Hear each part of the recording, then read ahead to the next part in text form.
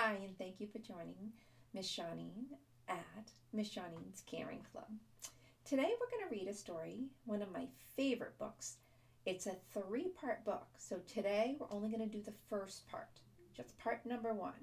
Next time we'll do part number 2, and then the third time we'll do part number 1, 2, 3. Can you see that? 1, 2, 3. So today we're just going to do part 1 of this story.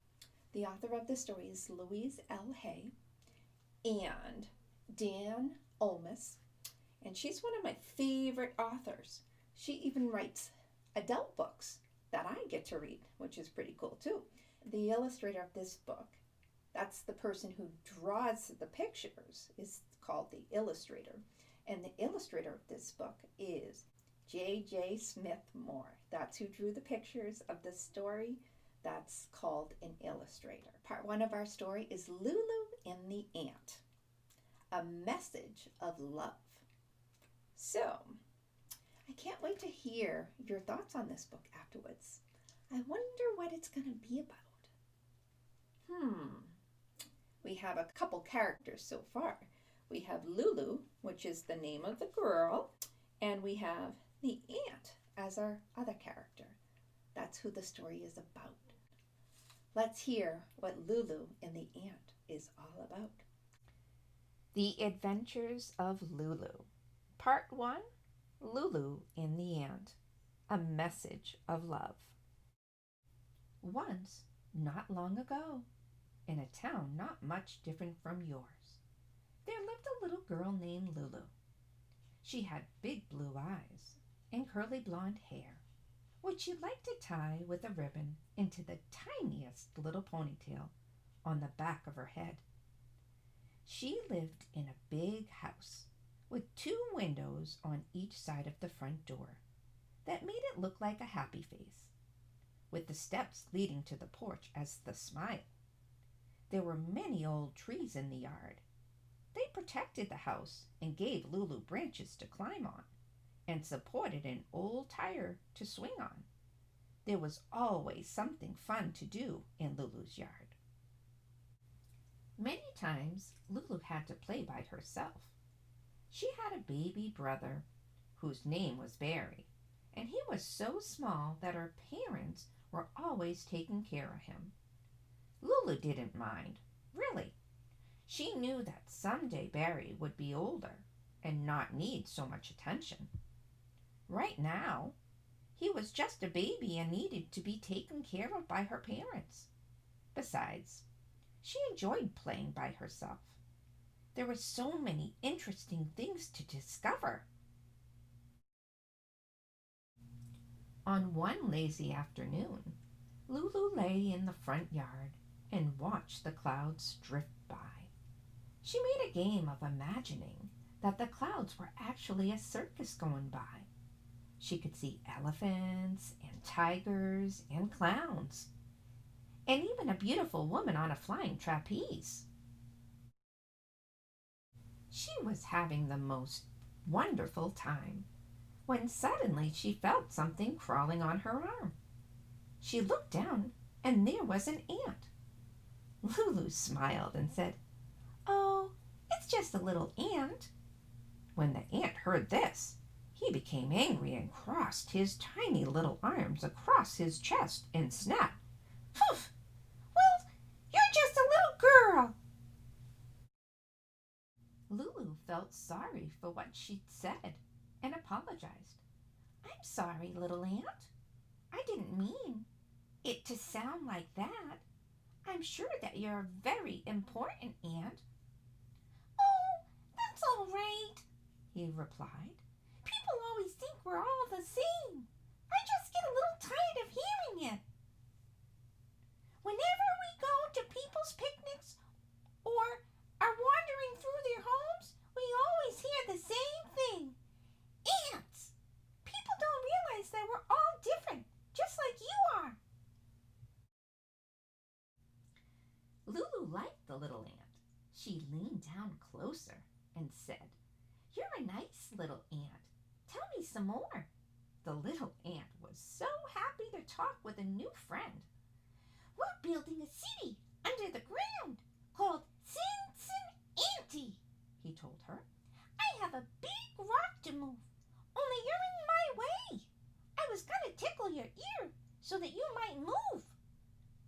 got up quickly and offered, "I can help you move the rock.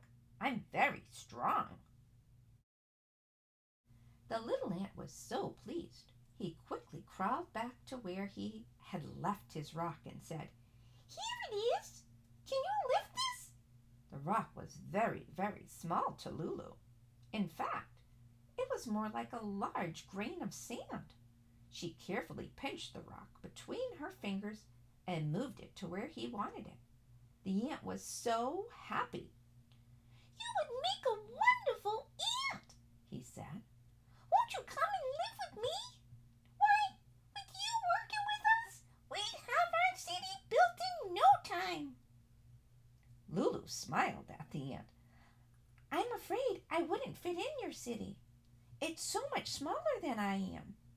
I just couldn't be an ant." The little ant looked puzzled. "But why can't you?" he asked. "In my city we have a little song that we sing all the time. It goes like this: you can be what you want to be. You can do what you want to do. You can be what you want to be. All of life supports you." "That's a funny little song," Lulu giggled. "But what does it mean?" "It means that we may all be different, but we each have the power within us to do wonderful things with our lives," the little ant explained. "You can do what you want to do. There's nothing to stop you." "I like to dance," Lulu said. "I'd love to be a ballerina." "You can, if you want," the little ant told her. Lulu looked down at her new friend and said sadly, "I don't think so. My mother took me to a dance class, and the teacher said that my legs were too skinny and that I wouldn't make a good ballerina." The little ant stomped his tiny foot as loud as a little ant can stomp it. "If you want to be a ballerina, you can be a ballerina," he shouted. "Let me show you a little trick. It starts in your mind." Lulu sat straight up and listened carefully to what the little ant said. "We're going to play a game. Begin by imagining yourself in the most beautiful theater in the world." Lulu shut her eyes, and suddenly, in front of her, she could see herself in the most beautiful theater she could imagine. "Now," the little ant continued, "see yourself dancing on stage. You're the prettiest, most graceful ballerina there ever was. Can you see it?" Lulu could see it. She was so excited that she almost opened her eyes. But she wanted the feeling to last forever. There she was on the stage, dancing beautifully, even if her legs were still a little skinny. Slowly, her vision faded and she opened her eyes. "I saw it," she cried. "I was so beautiful and dancing so gracefully. Oh, thank you. I just know that I can become a wonderful ballerina if I want to." And then she frowned. "But I also like horses," Lulu said. "Could I become a horseback rider in the circus?" "Of course you can," her tiny pal replied. "If that's what you truly want, then you'll find a way to get it. Just play this imagination game." Lulu closed her eyes and imagined herself standing atop a majestic white horse as it galloped around the ring of the circus. She felt so happy. But then she frowned again. "But I also like to help people when they're sick," Lulu explained. "Do you think I could become a doctor?" "You can do that, too, if you want to," the little ant affirmed. Lulu imagined herself working in a lovely doctor's office, helping people get well. She became very excited. There really are so many things I can do, aren't there? She exclaimed. The little ant smiled, a great big smile. Of course there are. Just remember, whenever you feel that you can't do something, imagine yourself doing it. Your thoughts are very powerful. They can make so many good things happen for you. Sometimes it takes a little while, but it will happen if you really want it. And also, sing my little song to yourself all the time. It will help remind you that nothing is impossible. And he sang once more.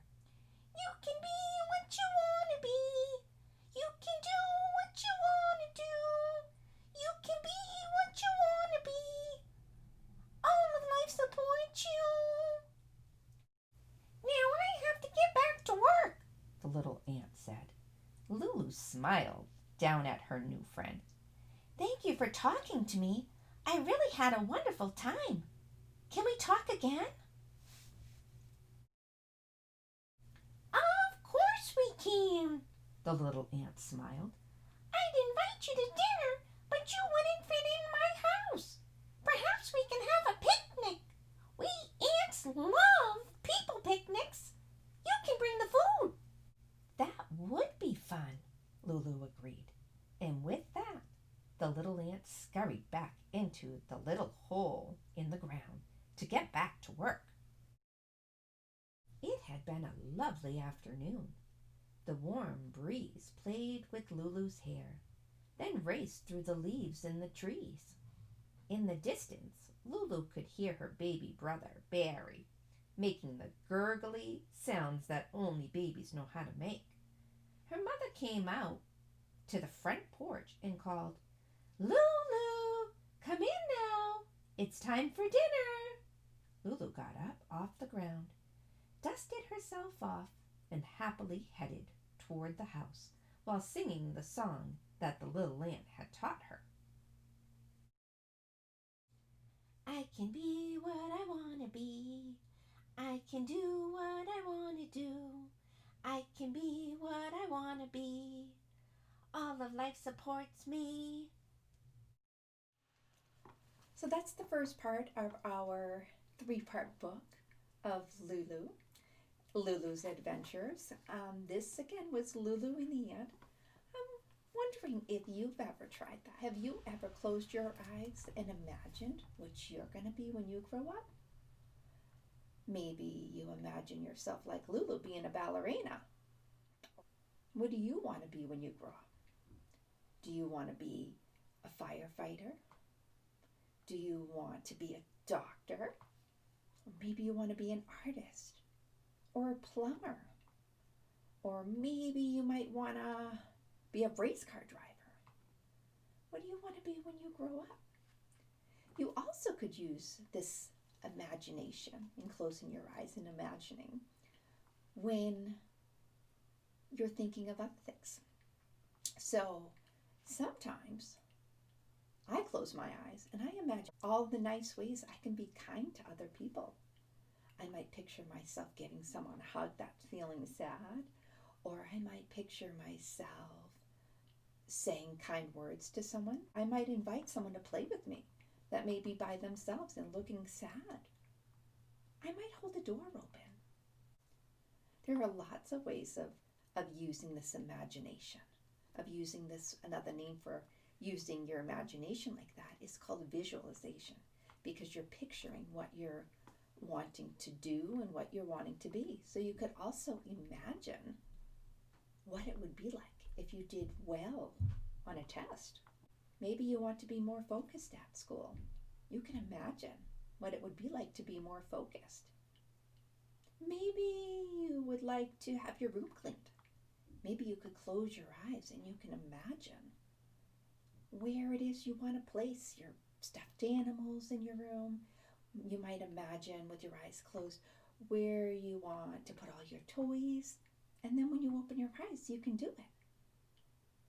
So sometimes that picturing and using our mind to visualize and imagine helps us be able to do it in our regular life. So maybe you could try that sometime, and I'd love to hear how it goes. Just remember, you can be anything you want to be. Maybe you could say that with me. Say, I can be anything I want to be when I grow up. That's one way of feeling really good inside, is when you say those nice things about yourself. So maybe we could also say, I can do a great job at school. I can stay focused at school. I can work hard and get all my work done. I can be kind to friends and to my teachers and to my mom and dad and my brothers and sisters. I can be kind to others. Or you could say, I am kind to others. So continue to be helpful, continue to be kind, continue to keep shining bright and making the world a better place. Bye for now. Look forward to reading part 2 with you next time. Mwah! See you soon. If you've enjoyed this story, please give me a big thumbs up and like my video. Feel free to share it, and I'd love it if you subscribe to my channel. See you soon.